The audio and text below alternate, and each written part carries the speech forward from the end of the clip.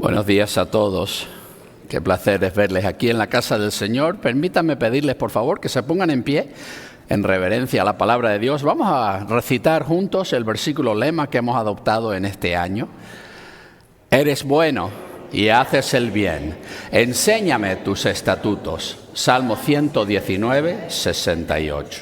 Muchas gracias. Pueden tomar asiento.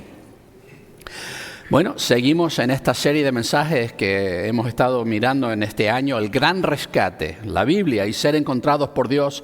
Y la idea de toda esta serie de mensajes en este año ha sido hacer un repaso a la Biblia. Y obviamente son 66 libros que componen la Biblia. En un año solamente podemos tocar algunos puntos muy destacados. Obviamente no hemos entrado en gran profundidad en cada cosa, pero quería que tuviésemos una idea general de cuál es el mensaje de la Biblia y cómo está compuesta la Biblia, cuáles son los diferentes tipos de libros que tenemos en la Biblia y todo eso. Y hemos llegado al punto en que hemos terminado de atravesar el Antiguo Testamento. Esto es los 39 libros que se escribieron antes de que naciese Jesús. Y hoy vamos a empezar el primer mensaje ya en el Nuevo Testamento. Así que hemos llegado a la sección en que vamos a hablar de Jesús.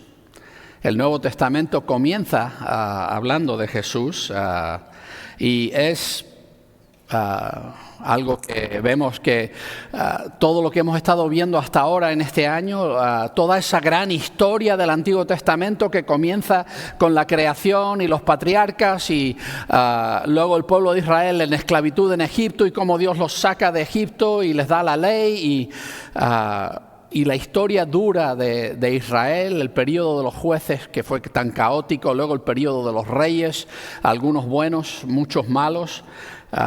El exilio, luego el regreso del exilio en Babilonia, la reconstrucción, toda esa historia que hemos ido cubriendo a través del Antiguo Testamento. Hemos visto también los libros de poesía y sabiduría, hemos hablado de los profetas y sus sermones, sus mensajes al pueblo, y hemos visto 4 pactos que Dios ha hecho, el pacto de sostener la vida con Noé, el pacto de bendecir a toda la raza humana con Abraham, el pacto de proporcionarnos con dirección y guiarnos en la vida que nos dio por medio del pacto de la ley con Moisés, y luego el compromiso de Dios, voy a reinar sobre esta creación como un Dios bueno y poderoso, que la promesa al rey David.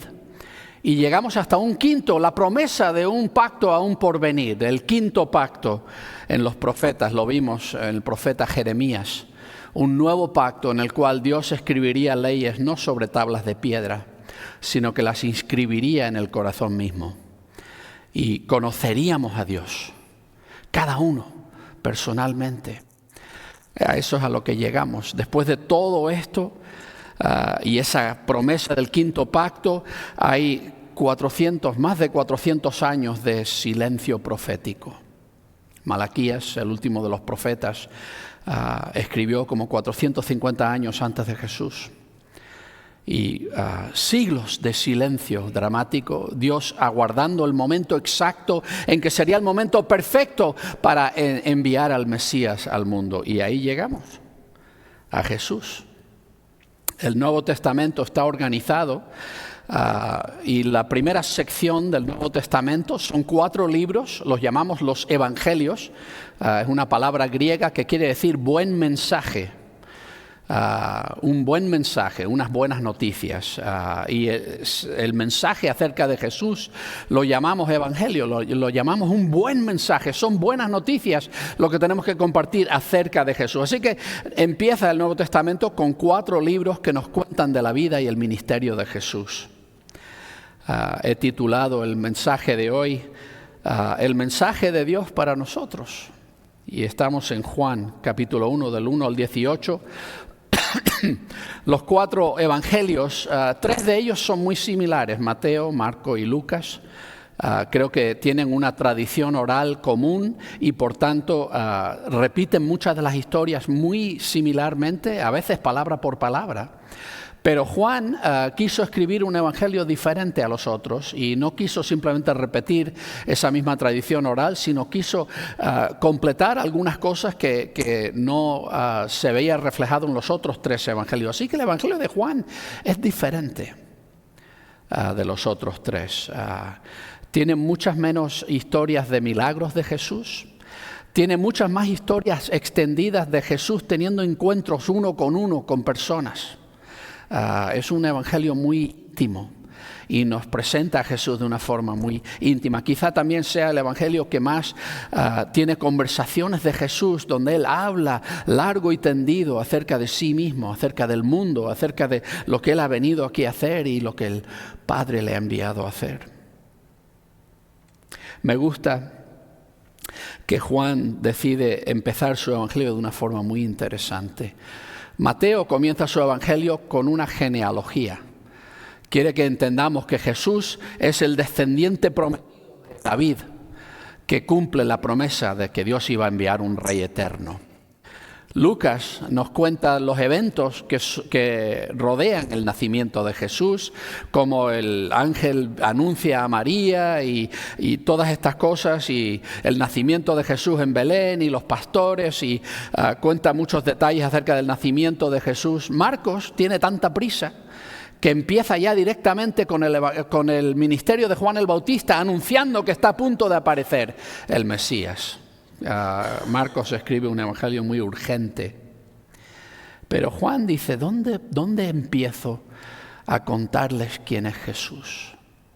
Y por eso quise empezar, cuando entramos ahora en el Nuevo Testamento y hablamos de Jesús, creo que Juan describe quién es Jesús de una forma tan especial y tan única, que nos ayuda a entender la magnitud del hecho de que Jesús haya venido a nosotros. Y estamos casi empezando a adentrarnos en la temporada de Adviento, esta temporada en que nos vamos acercando al día en que celebramos el nacimiento de Jesús y tratamos como seguidores de Jesús de concentrarnos un poco más en quién es Jesús, por qué es tan importante que Él vino. Y creo que Juan nos da un buen recordatorio. Vamos a empezar aquí en el versículo 1. En el principio era el mensaje, y el mensaje era con Dios, y el mensaje era Dios. Él era en el principio con Dios. Todas las cosas fueron hechas por medio de Él, y sin Él no fue hecho nada de lo que ha sido hecho. En Él estaba la vida, y la vida era la luz de los hombres. La luz resplandece en las tinieblas, y las tinieblas no la vencieron. Hay cosas muy interesantes en cómo comienza Juan su descripción de quién es Jesús.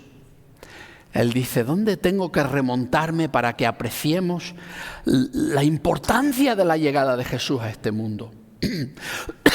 Y empieza con esas palabras muy conocidas para cualquiera que haya leído la Biblia o conozca algo de la Biblia, en el principio. ¿Dónde encontramos esa frase en la Biblia antes que Juan? En Génesis. El primer libro de la Biblia, en la primera escritura sagrada que Dios nos dio por medio de Moisés, comienza con esas palabras. En el principio creó Dios los cielos y la tierra. Si Moisés nos cuenta la primera cosa que se hizo en el universo, la primera actividad de Dios, la primera cosa que Dios realizó en el universo que existe ahora, Juan dice, no, me voy más atrás todavía. No voy a empezar con la primera acción, voy a empezar con la primera cosa que existió. Con lo que existía ya antes de que la creación comenzase siquiera. Y nos remontamos a este momento antes, este momento misterioso que los físicos y filósofos especulan, que estaría ahí antes del Big Bang, antes de que de repente, donde no había nada, estallase todo. Ahí es donde nos lleva Juan, en el principio. Era el mensaje. Habla de lo que existía antes de que la creación siquiera se hubiese iniciado. Y he traducido esa palabra mensaje, es una palabra griega, logos. De ahí cogemos palabras modernas como lógica, o todas las áreas de estudio que terminan en ología, psicología, pedagogía, todo eso, ¿no? Entonces, quizás nos demos cuenta que traducir esta palabra conlleva un poco de quizá dificultad, porque la forma más común de traducirla es como palabra, una palabra. Pero la idea de logos es no simplemente una palabra como una cosa que escribes en un papel, una serie de caracteres que se pronuncian de cierta forma y están asociados con un concepto. La idea de logos es algo que uno está expresando o comunicando o diciendo. Por eso muchas veces en las traducciones en español, la traducción que se usa en el principio era el verbo, para darnos la idea de que es una palabra hablada, de que es algo comunicativo. Pero creo que la palabra que mejor describe lo que es esta palabra logos es una idea de comunicación. En el principio había un mensaje, una comunicación. Y este mensaje está ahí antes de que exista nada. Y está ahí con Dios. Y pudiéramos pensar, entonces había algo más con Dios en el principio.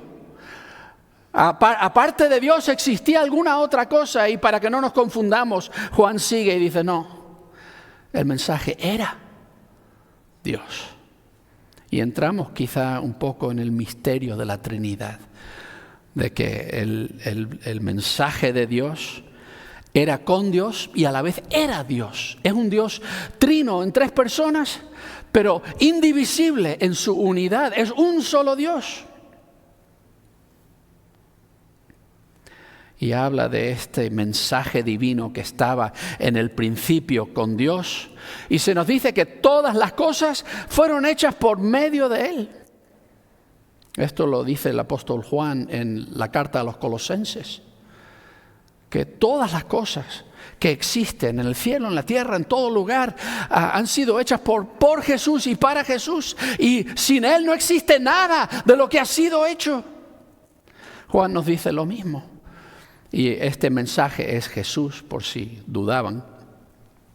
Todas las cosas fueron hechas por medio de Él. Creo que Juan nos está diciendo que la creación misma fue un acto de comunicación por parte de Dios. Que Dios al crear estaba comunicando algo e incluso Dios creó seres capaces de recibir esa comunicación. Nos creó a nosotros, a su imagen y semejanza, seres que tienen una necesidad también de comunicar y de comunicar y recibir y entender, de existir en comunidad. Y uno puede decir, bueno, es que Dios estaba muy aburrido, estaba muy solo y por eso creó para no estar solo. No, porque dentro de Dios mismo ya existía comunidad. Padre, Hijo, Espíritu Santo, eternamente perfectos, seres sin carencia ninguna que encierran la totalidad de todas las cosas que pudiera uno buscar. Había una perfecta comunión en la cual no faltaba nada. Dios no necesitaba crear. Dios no creó por aburrimiento, creó por bondad, por generosidad. Y fue su deseo crear seres capaces de entrar en esta historia eterna con Él y de percibir su comunicación. Pablo también nos dice en Romanos 1 que Dios por medio de la creación se comunica, que las cosas, los atributos invisibles de Dios se perciben por las cosas que Dios ha creado. La creación clama a gritos un mensaje de parte de Dios. Todo lo que Dios ha hecho es un mensaje de parte de Dios. Y Dios se está revelando por medio de su creación. Todas las cosas fueron hechas por medio de Él. Sin Él no fue hecho nada de lo que ha sido hecho. No es que Jesús tuviese alguna parte en la creación de las cosas. Es que no existe nada que Él no hablase. ¿Se acuerdan cómo creó Dios? Dijo Dios, sea Y fue. Dios creó por su palabra. Y Juan nos está diciendo que Jesús es esa palabra, ese mensaje hablado de Dios, por medio del cual todo lo que existe fue creado como un acto de comunicación divina. Y se nos dice acerca de este mensaje que en él estaba la vida. Y la vida era la luz de los hombres. Estas son palabras muy importantes para Juan a través de todo su evangelio. Las repite a menudo. Vida, no meramente existencia. Juan va a hacer un énfasis en que existe una vida abundante que Jesús quiere dar. Y existe una existencia que puedes decir es vivir, pero no es lo mismo. En él estaba la vida, vivir de verdad. Y en él y en esa vida había luz para los hombres. Jesús en el Evangelio de Juan más adelante nos dirá: yo soy la luz del mundo. El que venga a mí no caminará en tinieblas, sino que le alumbrará la luz de la vida. Nota que dice que esta vida y luz es algo que el mensaje de Dios da para todos los hombres. No dice para los judíos, no dice para el pueblo de Israel, sino que Jesús era vida y luz para toda la humanidad. Y una última cosa acerca de esta luz, que resplandece en las tinieblas y las tinieblas no la vencieron. Notarás si miras diferentes traducciones que hay dos formas de entender el griego aquí.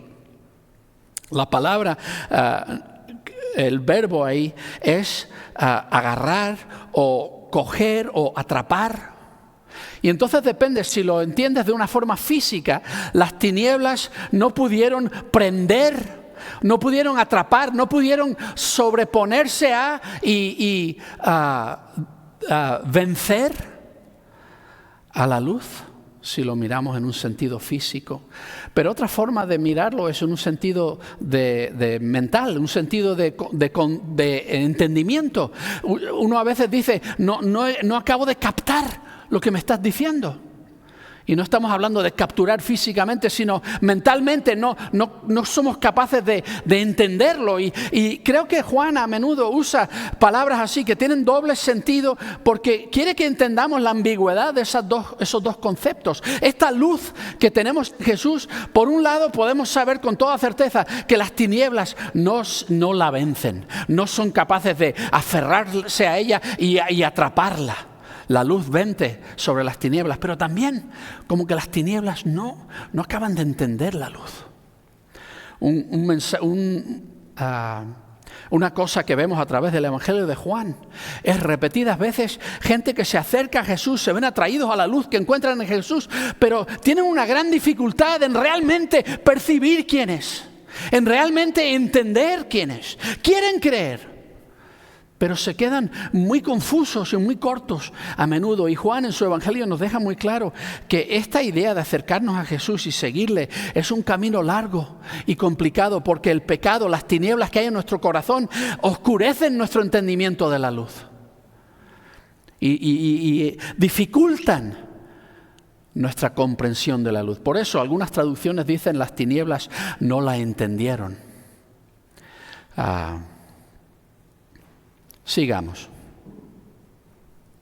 Juan nos habla también del otro Juan. Habían dos Juanes importantes en el tiempo de Jesús. Estaba uno de los discípulos de Juan, que parece ser que era primo suyo, y luego tenía otro que pudiera haber sido primo, era pariente como mínimo, Juan el Bautista.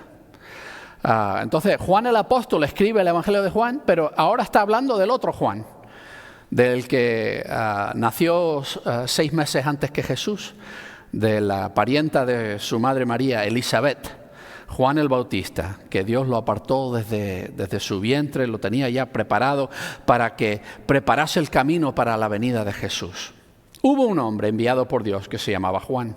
Él vino como testimonio, a fin de dar testimonio de la luz, para que todos creyesen por medio de él.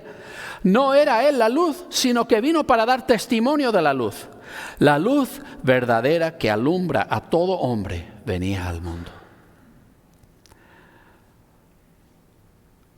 Juan el Bautista fue una persona que los judíos respetaron mucho Y todo el mundo se volvió en esperanzas hacia él cuando él empezó a predicar y a compartir con poder un mensaje de arrepentimiento y un llamado a volver a Dios de todo corazón y preparando a la gente para recibir al Mesías. La gente pensaba que a lo mejor él iba a ser el Mesías. Y Juan quiere recordar claramente que este hombre venía a preparar el camino para Jesús, pero él mismo no era esa luz que la gente estaba aguardando. Dios lo envió para dar testimonio. Y esta es una palabra muy importante en el Evangelio de Juan. Aparece 47 veces la idea de dar testimonio. Porque Juan sabe que una cosa es hablar de oídas, una cosa es contar cosas que has leído en algún lado o que has visto en internet, pero otra cosa es contar algo que tú has vivido. Y por eso dar testimonio es una cosa muy fundamental a la experiencia cristiana, porque cuando hablamos de Jesús no estamos hablando de alguien acerca de quien hemos leído. Estamos hablando de alguien que se ha introducido en nuestras vidas y ha traído luz y vida y lo que hemos experimentado personalmente de Jesús es lo que estamos compartiendo y damos testimonio. Si estás en un caso, en una corte y te llaman para dar testimonio, solamente te van a pedir que des testimonio de lo que tú mismo has presenciado, de lo que tú mismo sabes de primera mano. No van a querer que estés contando cosas que has oído. Eso no es testimonio. Juan vino a dar testimonio. Él conocía al Dios del cual estaba hablando. Él conocía al Jesús. Cuando él estaba aún en el vientre de su madre y apareció María también con Jesús en su vientre, Juan saltó en el vientre de su madre. Él conocía a este Jesús y él vino a dar testimonio de esa luz para que todos creyesen por medio de él. Y aquí encontramos otra palabra muy importante en el Evangelio de Juan: creer. Es curioso, en el griego está la palabra fe y luego esa misma palabra fe, pistos, se convierte en un verbo, tener fe. O es que en español no funciona, ¿no? Feer, ¿no? No podemos simplemente tomar el nombre, podemos hacer con amor, ¿no? Amor, amar. Pues así funciona en el griego, fe y tener fe. Él usa mucho esa palabra de tener fe, pistúo, pero en su evangelio nunca usa el nombre fe, solamente usa el verbo. Y lo usa vez tras vez tras vez. Ahora, es interesante conforme vamos leyendo el Nuevo Testamento, el apóstol Pablo en sus cartas, él usaba mucho esta palabra fe. Y para el apóstol Pablo la fe siempre era algo, él lo miraba como fe genuina, que uno ha depositado su confianza en Jesús y a consecuencia de ello Dios ha dado el don, el regalo del Espíritu Santo que entra a transformar el corazón del hombre y comienza un proceso de renovación y cambio de vida en la persona que ha tenido fe. Pablo siempre hablaba de la fe en el sentido positivo, de esa cosa que nos abre a que Dios nos redima en Jesús, y nunca hablaba de una fe inservible. Pero hay otros autores en el Nuevo Testamento, por ejemplo Santiago, que él habla de dos clases de fe. Hay una fe viva, una fe genuina, una fe que salva, y una fe muerta, que es mera creencia. Que es decir, creo algo, pero realmente no ha sucedido esa relación con Dios de confianza, de fe verdadera. Creo que Juan usa el término, este verbo de tener fe, en el sentido que lo usa Santiago. Y un tema que él repite mucho a través de su evangelio es personas que dicen que creen en Jesús, pero luego te das cuenta de que como que no se han enterado de nada.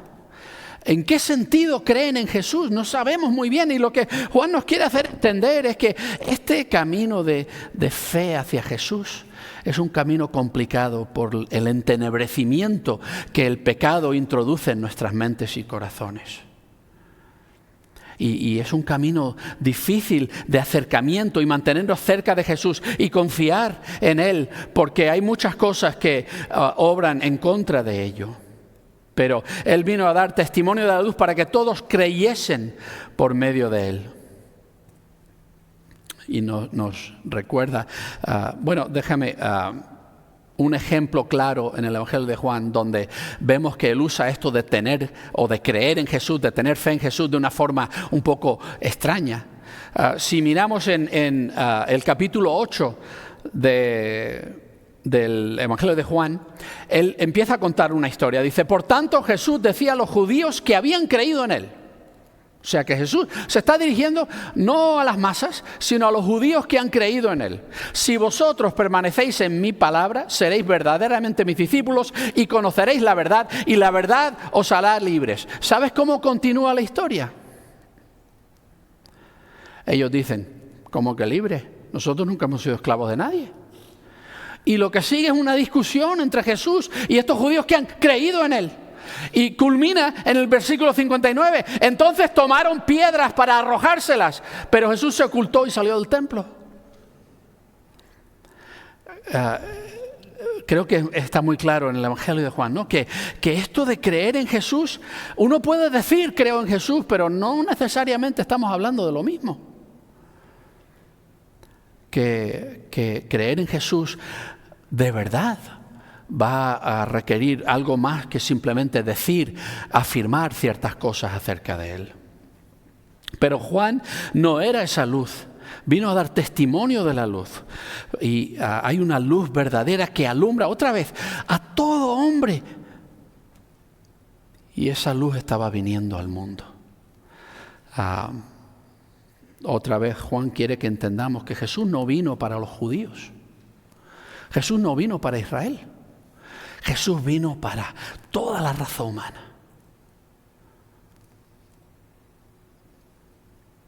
Versículo 10. En el mundo estaba, y el mundo fue hecho por medio de él, pero el mundo no le conoció.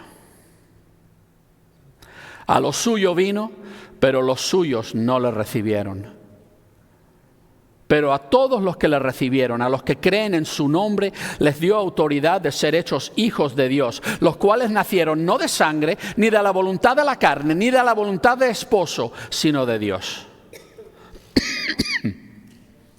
Hablando, hay una gran ironía, ¿no? Que llegó por fin este gran mensaje de Dios. Llegó a este mundo y se hizo carne.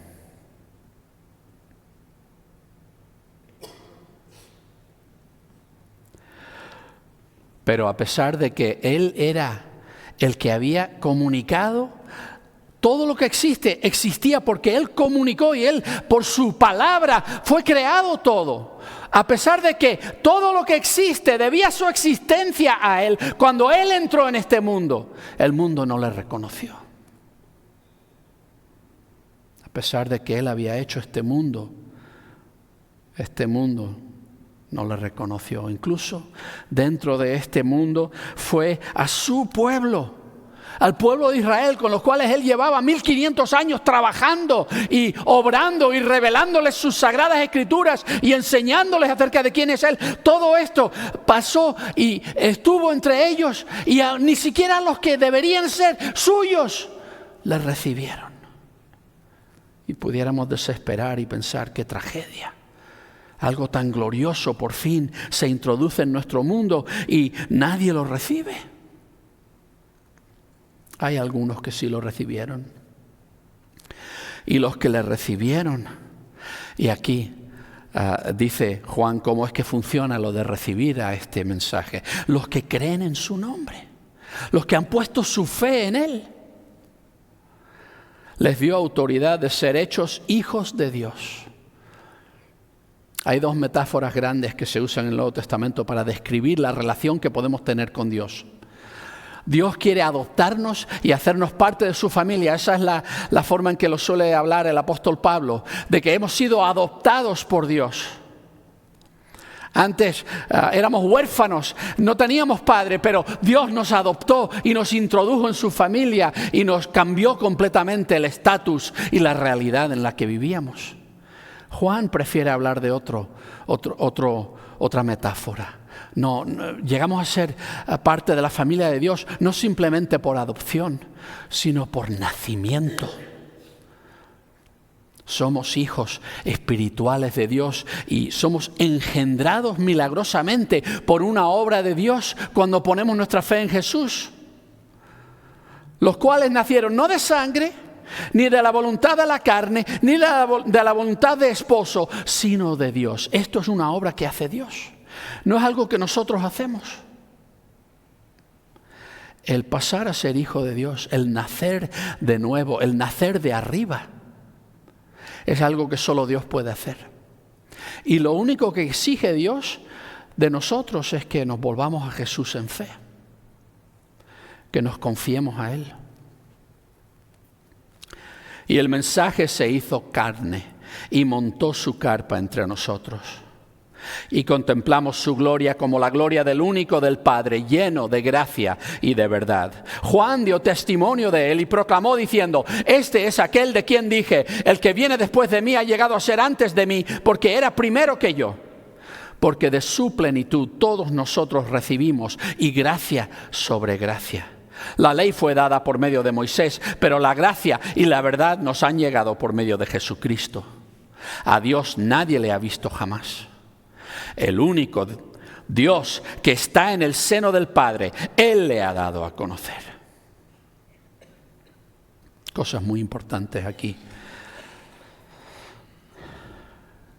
¿Cómo describir lo que sucedió cuando Jesús entró en el mundo? En la historia de la Iglesia ha habido muchas formas de interpretar esto. En gran parte influenciados por la filosofía griega. Desde los tiempos de Platón había un dualismo en la concepción humana de lo que es el ser humano. Hasta el día de hoy arrastramos esa forma de pensar dualista.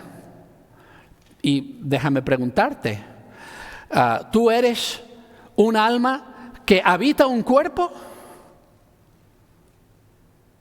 ¿O eres una unidad indivisible? Un alma viviente que existe corporalmente. Muchas veces pensamos que somos como dos cosas, que somos un alma que está por ahí flotando y ahora mismo, que está metido en este cuerpo, pero como que son dos cosas diferentes, ¿no? Y Platón decía que esa parte intangible, el espíritu, era puro y bueno y noble, y que la carne era una especie de prisión malvada, y que todas las inclinaciones malas del hombre venían de la realidad de la experiencia física en que nos vemos atrapados. El ideal griego no era resurrección, no era vivir eternamente con un cuerpo, sino escapar del cuerpo y ser un espíritu flotante por ahí sin ningún tipo de restricciones físicas. Por tanto, en los primeros siglos, conforme iba compartiéndose el Evangelio y el mensaje de Cristo, la gente empezaba a hablar de Jesús. Sí, Jesús es Dios. Él era en el principio con Dios, Él era Dios, por medio de Él todo fue creado. Ok, Jesús es Dios. Pero en su mente no podíamos decir que Jesús tenía un cuerpo humano, porque eso le disminuiría, le ensuciaría. Y hacían diferentes cosas. Algunos decían que simplemente aparentaba ser humano, que parecía ser humano, que era una especie de aparición, pero se mantuvo como puro espíritu. Otros decían, no, adopcionismo, ¿no? Que en el momento del bautismo el Espíritu Santo poseyó a Jesús y lo abandonó en la cruz. Como que Dios hizo uso de un cuerpo, pero no realmente estaba. Nota cómo Juan hace imposibles todas esas especulaciones acerca de Jesús. Él dice que el mensaje se hizo carne. No dice que tomó un cuerpo para sí. No dice que habitó un cuerpo. No dice que apareció como carne. No, dice se hizo carne. El Dios invisible, todopoderoso, eterno, se hizo hombre. De una forma indivisible. Él aceptó completamente sobre sí la realidad de la existencia humana. Y esta es la parte más difícil de comprender acerca de Dios. ¿Cómo puede el Dios eterno, el Dios omnipresente, reducirse a un cuerpo que solo puede estar presente en un lugar. El Dios omnisciente, reducirse a un cuerpo humano donde no lo sabe todo, donde tiene que orar para conocer la voluntad del Padre, donde tiene que admitir, hay cosas que el Padre sabe que yo ahora mismo no sé. ¿Cómo puede el Dios eterno morir en una cruz? Es un misterio. Pero la Biblia lo deja muy claro. Jesús no estaba jugando cuando vino a nosotros. Él completamente asumió para sí la realidad de la existencia humana. Y en la carta a los Hebreos se nos dice que esa era la única forma en que podía convertirse, por medio de esa experiencia de una vida humana vivida real. Solo así podía convertirse en el perfecto autor de nuestra salvación. Solo un hombre perfecto podía dar su vida por nosotros. Pero tenía que ser un hombre.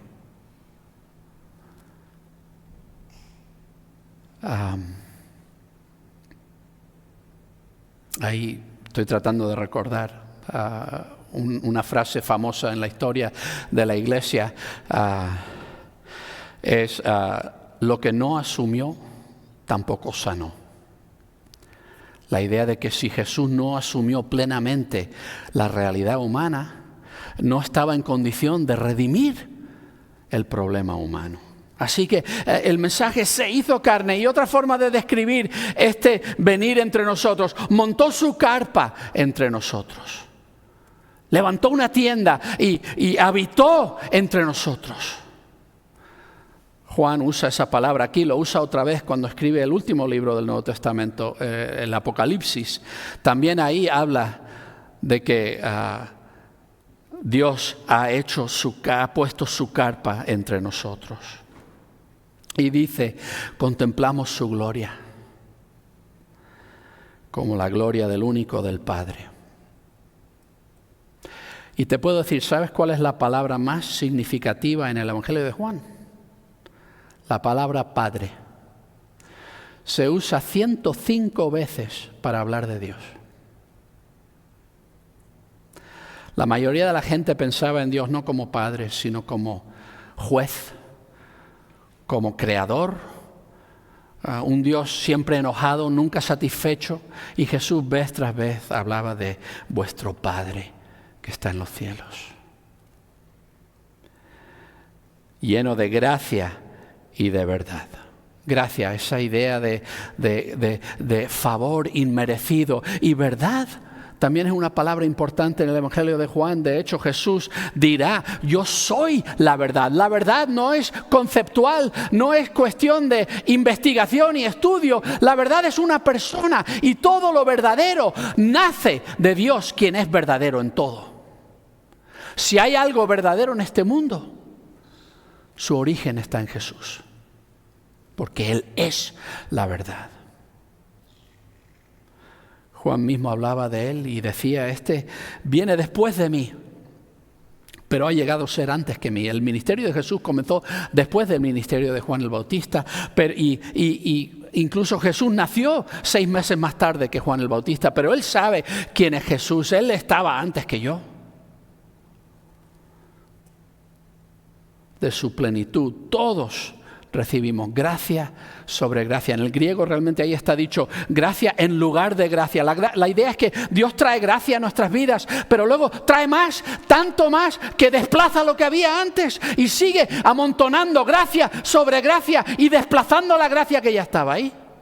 Tan bueno es Dios, y tan bueno es lo que Él quiere darnos.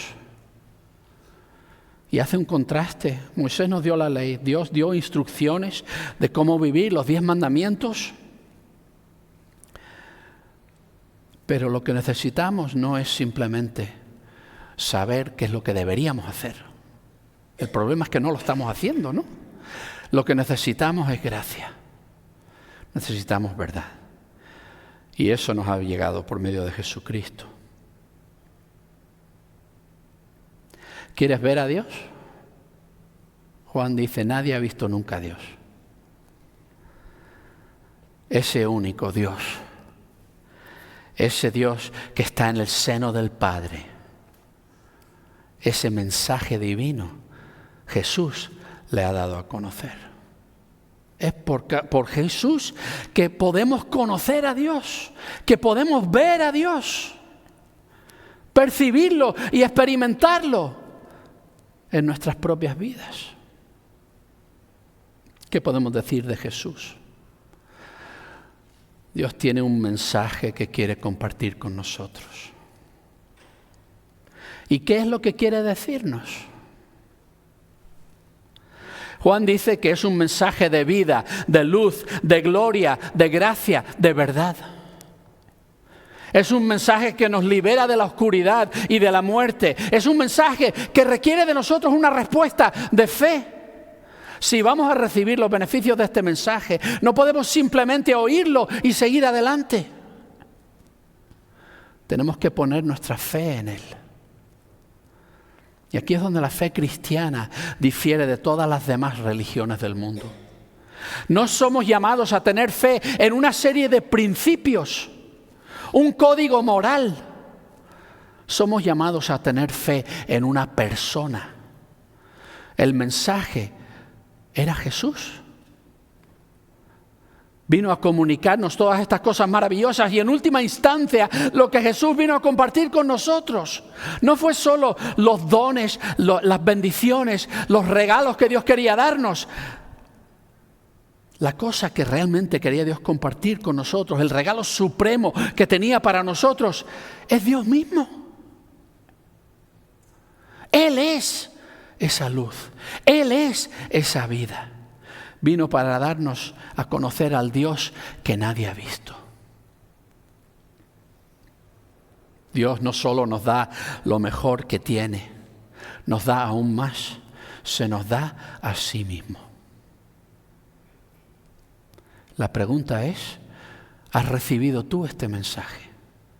¿Has respondido tú a este Jesús en fe? Vamos a cantar una canción aquí para terminar. Y este es nuestro tiempo, nuestra oportunidad de responder al mensaje que Dios nos ha dado.